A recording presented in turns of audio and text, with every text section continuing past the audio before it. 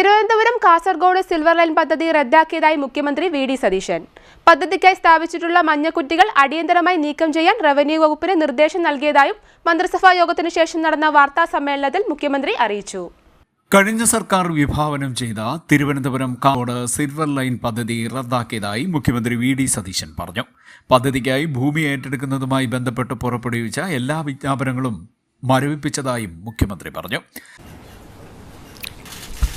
ഇന്നത്തെ മന്ത്രിസഭാ യോഗത്തിൽ ഒരു പ്രധാനപ്പെട്ട തീരുമാനം തിരുവനന്തപുരം കാസർഗോഡ് സിൽവർ ലൈൻ പദ്ധതി റദ്ദ് ചെയ്ത് ഉത്തരവ് പുറപ്പെടുവിക്കാനുള്ള തീരുമാനമെടുത്തു. പ്രസ്തുത പദ്ധതിക്കായി ഭൂമി ഏറ്റെടുക്കുന്നതുമായി ബന്ധപ്പെട്ട് പുറപ്പെടുവിച്ചിട്ടുള്ള എല്ലാ വിജ്ഞാപനങ്ങളും റദ്ദ് ചെയ്യാൻ തീരുമാനിച്ചു. ഡീനോട്ടിഫിക്കേഷനാണ്. കാരണം ഈ പദ്ധതി നടക്കുന്നില്ല, പദ്ധതി ഉപേക്ഷിക്കുകയും ചെയ്തു. നിരവധി വർഷങ്ങളായി ഈ ഭൂമി വിൽക്കാനോ വാങ്ങാനോ ഇതൊന്ന് പണയപ്പെടുത്താനോ മകളുടെ വിവാഹത്തിന് ഒരു ലോൺ എടുക്കാൻ പോലും പറ്റാതെ ഈ സാധാരണക്കാരായ ആളുകൾ മുഴുവൻ വിഷമിക്കുകയാണ്.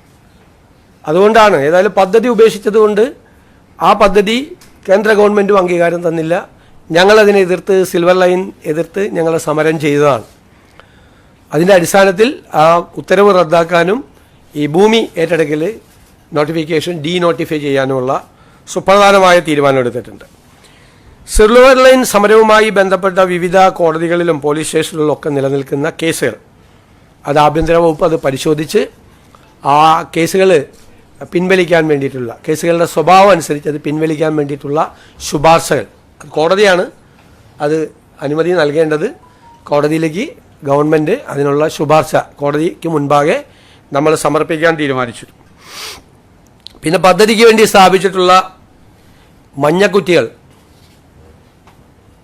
അത് നീക്കം ചെയ്യുന്നതിന് റവന്യൂ വകുപ്പിന് നിർദ്ദേശം നൽകിയിട്ടുണ്ട്. വർഷങ്ങളായി സ്വന്തം ഭൂമി വിൽക്കാനോ പണയപ്പെടുത്താനോ കഴിയാതെ സാധാരണക്കാർ അനുഭവിച്ച ബുദ്ധിമുട്ടുകൾ കണക്കിലെടുത്താണ് തീരുമാനം.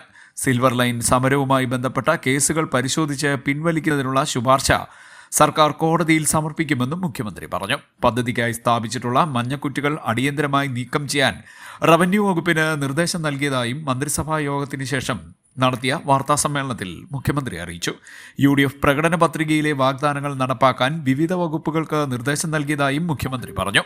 സർക്കാരിൻ്റെ കാലാവധി അവസാനിക്കുന്ന 2031 മുൻപ് എല്ലാ വാഗ്ദാനങ്ങളും പാലിക്കാൻ ലക്ഷ്യമിട്ടുള്ള വിഷൻ 2031 പദ്ധതി നടപ്പാക്കുമെന്നും ഇതിൻ്റെ ആദ്യഘട്ടമായി ജൂൺ 1 മുതൽ 100 ദിവസത്തെ കർമ്മപരിപാടി ആരംഭിക്കുമെന്നും മുഖ്യമന്ത്രി പറഞ്ഞു.